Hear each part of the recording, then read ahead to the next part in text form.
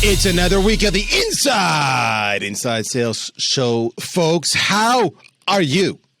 How are you?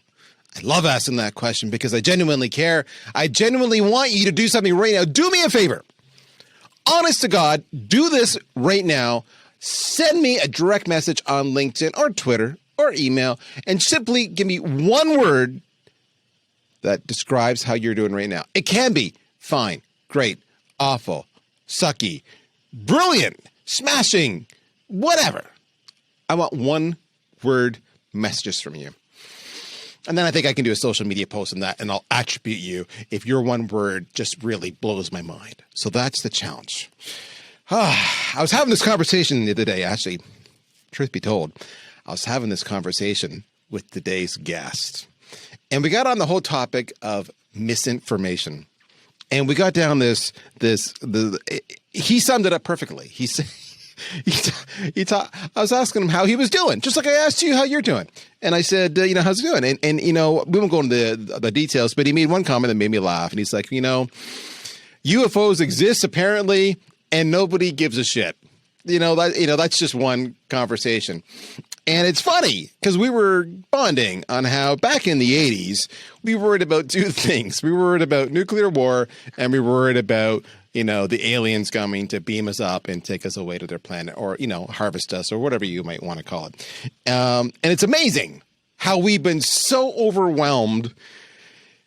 You could say with information, you could say with misinformation, you could say with reality TV. I mean, our whole concept of normal has just completely changed. I was sharing on the weekend that I was having a family text exchange, and I was laughing, and I was picking on my kids and my wife and trying to position myself as being untouchable. And I said, I've got hashtag Tiger Blood. I'm a hashtag winner. And, and then we talk about all the Netflix series that are out there right now that are just, just crazy talk. And what does all this matter? What does all this matter? Well, it matters because the definition of normal, the frameworks that define our understanding of what is right versus what is wrong, what is good versus what is bad, is getting grayed out. It's blurring. Some would say it's disappearing. And often replaced with tribalism or partisanship, where we're on Team A or Team B. And if you're on Team A, you hate Team B. If you're on Team B, you hate Team A, right? So for you in the sales world, maybe you have a certain style of email that you send. And any other style that's not that style is wrong, right? And this is why mine's right, even though perhaps your conversion numbers completely suck. Or maybe you've got a certain way of selling. And when you're called out on it, often the response is, well, that's how I do it. Meaning, I'm not going to change. That's how I do it. I got news for you, kids. It's really simple. As complex as humans are, as complex as we all are, we're all in many ways wired similarly. We react to similar messages. We trust based on similar signals, or we don't trust based on similar signals, right? There's a lot of commonality. So what we need to do as sales reps is stop being overwhelmed by the noise. Stop being overwhelmed by all the pundits who claim to be experts, but truly have no context or track record other than maybe they have a platform, maybe they speak loudly, maybe they're just a bully and you don't want to talk to them. And get back to the basics. We need to get rid of the misinformation and we need to go back to what works. So consider today's class where we're going to do a little deprogramming. We're going to wipe away some of the confusion. We're going to make this a very pragmatic episode, and we're going to go back to basics on what is actually a true, tried, proven technique that's as relevant today when it comes to sales. I should say tactic, not technique, as it has been for decades upon decades upon decades. Today, my friends, I want to talk about the misinformation around what a real cold call is. How's that? Misinformation about a real cold call is. Have you heard any other podcasts out there frame the conversation that way? I bet you haven't. Now, who framed it that way for me? Well, let me go there. In life, we have certain people whom we trust, certain people whom we go to back and back to the well over and over again because they have proven themselves to be wise. They have proven themselves to be knowledgeable. They have proven themselves to be truthful. Whether you want to hear what they have to say or not, whether you like how the message is delivered or not, you know when you hear the message that you need to factor it into what you do. For some, it's a parent. For some, it's a friend. For some, it's an aunt or an uncle. But for me, one of those people over and over again is my very good friend, Michael Pedone, a repeat guest here for a reason on the Inside Sales Show. Michael is the founder of Sales Buzz. Check it out at salesbuzz.com. If you're online, feel free to multitask. My friend, Michael, welcome back to the show. I'm blushing. You're too kind.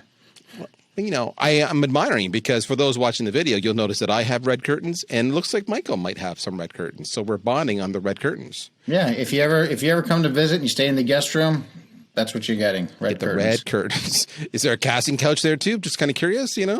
There's a door to the full bathroom and then the exit to the pool. You're all set. That's dynamite. I like it. All right. So Michael, we open up you and I, and we're talking about misinformation, what a real cold call is. Now, I know you've got a story there that led to today's topic. So let's share with the audience your story that inspired us to talk about this. Sure. Well, there's a couple things. First thing, you mentioned that we have to get rid of the misinformation. Darryl, I think I don't think that once that Pandora's box is open, I don't know if we're ever going to be able to get rid of stuff. I think people have to start to they have to research, they have to think things through. They can't just believe what they hear right away all the time. I think that the smart people or the lucky people, the smart people, whatever, they're the ones that are going to find the nuggets in all the noise and what's right and what makes most sense for them. And so I just, I wanted to bring that up. I just, I think misinformation and the amplify, when you give everybody in the world a voice, right? I mean, how are you going to manage that? And I don't want to live in a country or a world that, manages that, but hopefully that we're going to start to be a little wiser and not just believe just because somebody's got a bunch of likes or something on a video or what have you. I mean, how many times have we seen a video where we know somebody's giving bad sales advice on LinkedIn and they have a plethora of positive comments, right? You just look at this going, I can't believe, I mean, look at all these people, thinking this is the greatest stuff information. It's not going to work in the real world. It's so true. I see so many people with like I mentioned in my opening ramble there, with a platform and just get out and espouse stuff that I shake my head at. And often, okay, guys and gals, I'm going to sound like the old guy again. I do this on occasion. Get off my lawn, guy. Often, what I'm seeing are people who are like 25 years old spew bullshit that they believe to be true. They think it's true. It's their opinion that it's true. Their gut is telling them it's true. Therefore, it must be true, even though they've never done it or lived it, to know that it's absolute garbage. And too many people are so quick to get on that bandwagon to be loved and say, preach, attaboy, love it, way to go, yeah. And all you end up doing, folks, is making yourself look as stupid as the person who says it is. To Michael's point, park your tribalisms, park your biases. You will only get better if you are a critical thinker. And again, like I said, you may not like what your trusted advisors say to you. You may disagree vehemently. In the moment, you may say you're full of shit, Preo. That's okay. Been there. I want you to go back after this is done and think about it, ponder it for the next day or two or three. And after 3 days, you say, okay, maybe there's a hint of truth. Then you know what, brother and sister? I applaud you for having that self-awareness and ability to do that and then adapting your play. All right, so that was the conversation around misinformation, but what led to this whole conversation around misinformation and what a real cold call is? Yeah. So, and offline we were sharing how I have a client that was signing on, and there was some hesitancy at first because somebody in the organization was like, well, we don't make cold calls. I'm like, well, one, okay, that's fine. By the way, a lot of times people think since I my company and my livelihood is teaching people how to sell, and sell over the phone, they think that I'm a cold call and I'm always an advocate for cold call. That's Listen, right, you're biased. Right. If you guys never had to make another cold call in your life, then nobody would be happier than me, right? Because if you're having inbound warm hand raisers, that's totally fine. You still need to know how to sell. Otherwise, you're just an order taker and you're gonna close a lot less, right? So you still need to, because if it's a hand raiser and they're interested, chances are they're also talking to 2 or 3 of your other competitors as well, right? So you have to still have the sales skills for that. But when it comes back to the cold calling, my point was this. They're like, well, we don't make cold calls. I'm like, okay, well, let me ask you a question. Do you have inbound warm leads? Like, are they calling you?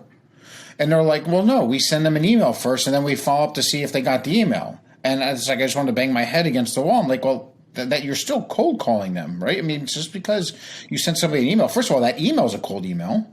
I mean, here's the thing. The definition of a cold call, you ready for this? It's very simple. The definition of a cold call is contacting any prospect that is not currently raising their hand. It's that simple. By the way, that also means if you have existing accounts and maybe it's time for them to reorder, they haven't reordered from you in a while, or you want to upsell them, when you call them just because they've done business with you in the past, it's still a cold call unless they were raising their hand. There's nothing wrong with that. When you go to LinkedIn and you see LinkedIn themselves, by the way, I love LinkedIn's platform. I use it myself all the time. I think I use it differently than most people do. But with the LinkedIn Sales Navigator and thing, I really use LinkedIn to verify that person's still there and their title matches before I reach out to them. But with that being said, if you ever looked at like LinkedIn Sales Navigator videos about how they sell their service, they say don't make cold calls. Research, see who's connected to you, and then leverage that to make a warm call. And I'm like, this is written by a marketing person who's never made a cold call in their life. And they have no idea what the definition of a cold call is. And then what happens? Tons of people buy it thinking they're not making cold calls, and then they're still failing because they're not solving the real issue. And so that's where, and I loved what you said, and I actually wrote it down. I don't think we'll be able to get rid of misinformation, so we need to the people that improve their critical thinking skills are the ones that are going to do the best. They're the ones that are going to get ahead farther, faster. So let me share a story with you, Michael, on this conversation. And folks, we are going to give you some good tips and tricks on how to do a cold call. But part of this is understanding why you need to do a cold call, because there's too many of you out there who are falling back on what Michael just said with his prospective client, which is we just do email. And you do it, and Michael, feel free to jump in here before I tell my story. You do it for a variety of reasons. One reason could be that phone scares the crap out of you and you don't want to do it. Rejection is bad. What if I talk to somebody live? All right, I don't want to be rejected live. 2, you do it because, well, I don't have the right data. Everybody's working from home right now and I don't have the mobile numbers. So I can't do that, even though there's 1,000 sources out there that will show you where most of those numbers are. You will do it because nobody uses the phone anymore. You try that angle. Nobody uses the phone anymore. I could go on. Those are 3 right there. Michael, what are some of the excuses above and beyond, if any, that you hear for people not doing phoning? Yeah, it always goes back to the fear of rejection. Though everything else is all excuses, right? Because listen, just because people aren't working from home, a lot of companies have their extensions forwarded to the person's cell, or they have the apps. Like I don't even have a phone like a physical phone anymore because it's just an app on my desktop that I can hit the dials. I get inbound, outbound calls that way, right? So it's sure some people aren't going to have those phones, but that's why you need to learn how to leave a voicemail and then send it with an email that matches in order to get the people to call back. That's how come you have to know how when you do call an organization, if everybody's working from home, but it still goes to a secretary, right, or a gatekeeper, you have to know how to interact with them to encourage them to want to give the right message to increase your chances of a callback. So it all goes back to, in the majority of the time, if they solve the fear of the phone, if they solve the fear of being rejected, which is very easy to solve, by the way, once they solve that, all these other excuses go away. And again, you start doing the right things the right way, the right times, and now you're going to start making more money. Okay. So I'm going to tell my story. But as an individual contributor, as opposed to a sales team, Michael would obviously sell to sales leadership to train the entire team. But if you just are taking ownership of your own training, there's a good book written by Andrea Waltz called Go for No. give it a read. And it's all about dealing with rejection and how you gamify cold calling to actually get over the rejection. It's brilliant. So for an individual contributor, check that out. I love that Michael was sharing a story with his prospect where they're saying that they don't do any cold calling. They just do email followed by email followed by email. So if you're a regular listener here on the show, I've been hammering from the rooftops for as long as, the history of time, omni-channel engagement. There's a reason. My story brings it all together. We do regular group training and one-on-one training here at the company. Yesterday, we were on a group training call, so all of the sales team, the sales leadership, and we're actually literally doing live phone calls. Okay, Michael, share your screen. Boom. Okay, so you're calling John Doe. Okay, Michael, go. And boom, calls John Doe. Everybody can hear both sides of the conversation because we're using Zoom. We're sharing the screen. We're sharing the audio because to Michael's point, we're using a VoIP app, not an actual hard phone. And so everybody can hear everything. We hear both sides of the conversation. And a couple of things happen, right? So either you connect and then we're going to go through and critique afterwards how the conversation went, which happened, or you leave a voicemail, etc. And what you do, of course, is you critique the voicemail as well. And then you critique the tone and the delivery and the pace and the messaging, whether it's a live conversation or a voicemail, and you do it as a group and you learn from it. And we always tie it back to our approved messaging, our ICP, our personas, and the actual sales methodology and framework and how you do it. And part of what we were showing the team yesterday, beyond all the above, was that you can actually, with a properly prepared list, you can crank through a shitload of calls in a relative hurry. And we're using initial three touch. So to Michael's point, how we were showing them yesterday, and this is just one way, it's not the only way, you'll figure out your way, is we're saying do a connection request on LinkedIn in that message, personalize it and say, I'm going to call you, I'm going to leave a voicemail next, so check out for that. So now they know what's coming next, so you're already establishing some breadcrumbs. And then you do the voicemail, and in the voicemail you say, I'm going to follow up with a link, with an email. And then you follow it up with an email, and so you have 3 different touch points to actually get a message across 3 different ways. And what was really interesting when we were working with this technique and everything, one of the questions came up because they were asking me behind the scenes, is I'm just watching, I'm observing, right? I'm the CRO. I don't actually get my hands dirty anymore. Don't be silly. I just pay people to get their hands dirty so we can hit our numbers. But they were asking me, Darryl, you're a buyer. What's your reaction to voicemails? Do you listen to them? And my response was this. I rarely return a voicemail unless their messaging was so dynamite and so specific and so timely on what I need. And too many of you are saying, hi, I'm with company ABC, and we improve productivity by 42%, and you should call us to talk about your quarterly objectives. Can I have 10 minutes in your calendar? That message would never get me to call you back. So there's that element. I said, but when I see the LinkedIn and the voicemail and the email, right away, a part of me goes, okay, I now know Michael Pedone. He's like chasing me down. This is cool. So I may wait 3, 4, 5, or 6 more touches before I finally respond. He's going to wear me down, but he's going to stand out from the crowd. But I said something interesting to them. I said this. I said, do I check my voicemail regularly? No. But guess what? So remember, Michael said many of them have their phones forwarded to their cell phone. Here's another angle. I said, every single voicemail I get gets transcribed and emailed to me in real time.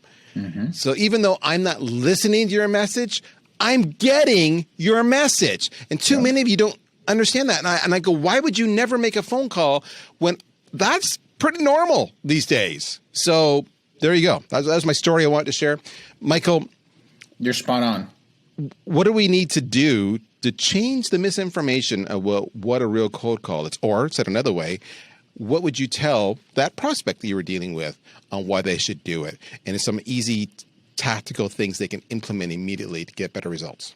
Well, I just gave them the real definition. Like I said earlier, I just gave them the real definition of what a cold call is. And so, then it just goes back to their original pain point. So let me ask you a question. Are you guys hitting the numbers that you need to or not? Just yes or no, right? And it's like, and I don't mean the numbers that you want to hit. I mean, like, are you below that threshold of where you need to be doing something better, or is this just a want to have? And it's like, no, we need to be doing better. Okay, let's go back, right? So that's a real sales scenario, right? So anytime you get an objection, you got to go back to the original pain point. That's why it's called a hot button. You got to re-push it. Make sure it was you really did get the hot button point, and then bubble it back up to the top before we address the cold call. So that's how I handled that situation. But with that being said, I really think that, if you live by the definition of a cold call is contacting any prospect or existing account that's not raising their hand, that's okay. So now just get over it and just approach it. So how do you make a cold call? Better yet, how do you make a successful cold call? And here's the one thing that I learned that works in every industry. And this is why when I do my sales training, it doesn't matter what industry you're in. Because this is what I look for. Are you business to business, right? Okay, and you're in the United States or Canada, perfect. That's like 99% of my clients. Then we should talk, especially if you have outbound sales teams. So the thing is how do you make a successful cold call no matter what industry you're in? Because that's the other thing too, right? People if you try to give somebody sales advice, like, well, have you ever worked in my industry? You don't know our industry. I'm like, no, but I know how to sell. And the process is the same. I mean, people have to understand sales is really like baseball. Every time you pick up the phone, you're in the batter's box, right? And so when you pick up the phone, you're in the batter's box. Your job is to at least get to first base. Well, I want to hit a home run. Okay, let's say you hit a home run. You still have to run around and touch all the bases in order. If you hit a double, you can't run from home plate across the pitcher's mound to second base. That's like a warrant. See, you're laughing, but so many salespeople. They want the shortcut. So many salespeople on inbound warm leads, they do that analogy. They skip steps. So that's why to me, it doesn't matter if you cold call or warm call. If it's outbound sales and you're not hitting your numbers, chances are my solution is going to help, because when you get an inbound warm lead, how many times these salespeople, they just go right to scheduling the demo, or they ask what their title is of that person. They skip so many steps. They don't even get problem recognition. They go right to the demo and they hope for the best. Sometimes it works because they were warm, but a lot of times it doesn't. And you miss those opportunities. So let's go back to what I was going to say, how to make a cold call before I got off on that tyrant. No matter what industry you're in, the first step to making a cold call is this. You have to pique interest in the first few seconds of the call. If you cannot pique their interest in the first few, within that 5 seconds after hello, my name is, if you can't pique their interest, nothing else matters. So how do you do that? Well, you have to know the formula, right? And so what the formula is this. Well, first thing is you have to know what are the top 2 or 3 pain points your target audience would have to have in order for them to be interested in your solution, whether they recognize the problem or not. So your business is only in business because it develops solutions for specific problem or problems, right? Well, now I hear, we solve lots of problems. Well, okay, this is how you need to know how to segment your list and build your ICP, your ideal customer profile. So, okay, let me give you an example. Companies in the U.S., 200 to 500 employees, sales directors have 10 or more sales reps. I know if I build that list, I call them, guess what? Chances are some of them, their reps aren't hitting their numbers and they're struggling with call reluctance. They're sending more emails. They're not hitting the phones. They're collecting a nice salary though, but they're not hitting their numbers. Right? I know I can build a whole entire list of them, call them and go, hey, Darryl, it's Michael Pedone at salesbuzz.com. How are you? You're like, yeah, sure. What can I do for you? Who are you? Listen, the reason for my call, I specialize in helping outbound sales teams overcome call reluctance. 90% of the time they want to hang on the phone. If you're a sales director, how do you not want to hear what I have to say next? Now, if I called and said, well, we provide sales training, every person on that list that I just, 200 to 500 employees, VP of sales, 10 or more sales reps, every single one of them has internal sales training. Not one of them doesn't. So if I call and say, hey, we provide sales training, I'll get no thanks, no interested, we're all set, we already have something like that. But if I call and I agitate a pain or scratch an itch that their solution's not solving, the opening value statement did its job. It piqued their interest just enough, not to make them buy or want to hear, a presentation. The opening value statement has 2 things that it has to do. The first thing it has to do is pique their interest. When it piques their interest, I just bought myself 5 to 10 more seconds, and that's all I needed. So now I get to first base. And now when I'm there, you have to know what to do next to get to second and then bring it all the way home. Does that make sense? It makes perfect sense. And we've had this conversation on so many past episodes. Like there's so much that's coming together here. So for those who are regular listeners, for those who aren't, go back and listen to the last 10 or 15 episodes, and you'll hear this over and over again. A couple of things come to mind. One is omni-channel outreach. All right, that includes the phone. 2 is Stop taking shortcuts. This is why I keep on hammering you guys all over on all the time. All right. First base. I love the analogy. First base, second base, etc. It's a process. We've talked about the phone where you kind of got like 7 or 8 seconds to pique their interest, 12 seconds max to actually get them to trust you or not, 30 seconds to they maybe will grant you where you need permission at that point in time to actually carry on the conversation. If you can't do it, stop it. Stop with all the pleasantries. How's the weather? How you doing? What about those? What about the Olympics? Whatever you want to call about. Stop all that crap because nobody cares. It's just killing you right away. It just screams sales message because you want to respect the buyer. Other thing we've been hammering on is understanding your ideal customer profile and your personas. I challenged you, if you recall, do you know your ideal customer profile? Can you actually tell me? And if not, go back to your colleagues and actually hammer that out so you understand exactly those things that as Michael said, the top 2 to 3 pain points your audience would have to be interested in your solution. That goes back to your ICP and the persona. And the other thing we've talked about is hyper segmenting your lists so that you can hyper personalize the message so that your likelihood of resonating with your ICPs you call into them is dramatically higher. It's supposed to have a very broad, generic message. And when all you're doing is talking about your product, there's nothing hyper personalized about that at all. So if you want to do 20, 30, 40 calls a day as part of your regular prospecting routine, just make a hyper list of these 30 people. I'm going to call these 30 people today. I'm going to do a combination, maybe LinkedIn, email, phone. Right on day one, I'm going to call them. And they have the following attributes in common. All right, maybe it's job title, maybe it's location, could be a city, for example, and the city becomes part of your message. Who the hell knows? But I love the whole point is, Michael said, I help people, reduce call reluctance. Okay, he's right. I'm like hanging on the edge of my seat. If this is VanillaSoft, I've heard our reps use a variety of lines. We stop reps from cherry picking leads. Imagine me calling into a marketing guy and saying, we stop reps from cherry picking the leads you're sending them and call them all instead. The marketing guy is going to go, tell me more, right? That's it. Even though, sure, we do a shitload more, all right? So that's all about a cold call. Now, Michael, we've talked about the cold call. You've brought in so many pieces together. This is what I keep on going back to you. What we've not talked about, though, is the voicemail. So what tips and tricks can you give me on the voicemail? See, so the voicemail should be matching with your opening advice. If I call you, I say, Darryl, it's Michael at Sales Buzz. I'm calling because, right? Let's just start right there. You just want to know why I'm calling. I've piqued your interest in the first second and a half or 2 seconds just to hear the next 2 seconds so you can make a determination if you're hitting the delete button or not. That's all I want to do. Now, there are 3 templates that I use for cold calling. You ready for them? I'm ready for them. Okay.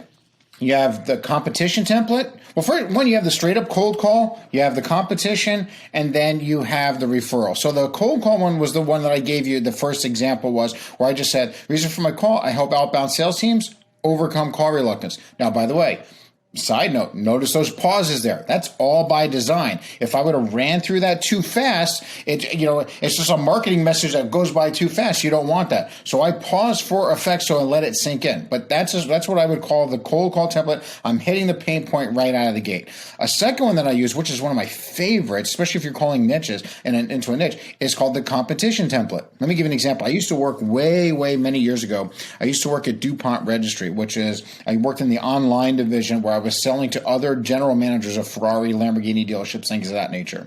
And basically, we had at the time, it was the auto trader of online luxury market. This is where all your rock stars, hedge fund guys go to buy their Lamborghinis to find out who has it in stock, right? So we had to call these general managers of these dealerships to get them to want to pay us thousands of dollars to list their inventory with us online. And if you call them and you start asking about their marketing or what they're doing for marketing, they're going to hang up on you, right? Because these guys eat, sleep, and breathe moving $300,000 cars. They don't have time to be talking about this other stuff. So I call them, and this is how I would get them on the phone. I would say, listen, the reason for my call, we just helped Shelton Ferrari hit their numbers last month. And if you have a second, I'd like to ask you a few questions, see if we can help you as well. Now they're like, okay, yeah, because now they want to know, hey, how did Shelton Ferrari beat us last month in numbers? And I would get the numbers report of their sales volume all the time, right? So it's called the competition. You could do that in any of your businesses. If you know you have a big, let me just back up one more. Before I started Sales Buzz, I started an SEO company in 2002. I started this company, sold it a couple years later. But with that being said, I took on a client first, did one of the biggest ones in Tampa, biggest name in Tampa Bay, did theirs for free, got them really excellent results, got a testimonial, and now I was able to call all the other top companies in Tampa going, hey, the reason for my call, I recently helped so-and-so get top rankings for on Google, and it was just, that was it. It was just right away. So you have the cold call, the competition, and then the referral. The referral is real simple. A referral could be somebody outside the organization, or if it's a large organization, like take, for example, 3M is one of my accounts. I did one division, contacted them. They loved it. Then I called a division over in the UK. Say, hey, I recently helped the 3M division over in Minneapolis to do X, Y, Z. There's a potential that they said I might be able to help you as well. Took the call right away. Or you could use a referral to where somebody that's outside of there, but you've actually had that conversation with, you could use as a name. So there's 3 ways that you can create your message to your audience. Does that make sense? It makes perfect sense. And I'm laughing because we've covered so much of this content recently in other ways, shapes, and forms. Okay, folks, time out. I'm calling an audible. This conversation is going way longer than I expected, but hopefully you agree with me. It is fire. So we decided to make this a 2-parter. Don't go anywhere.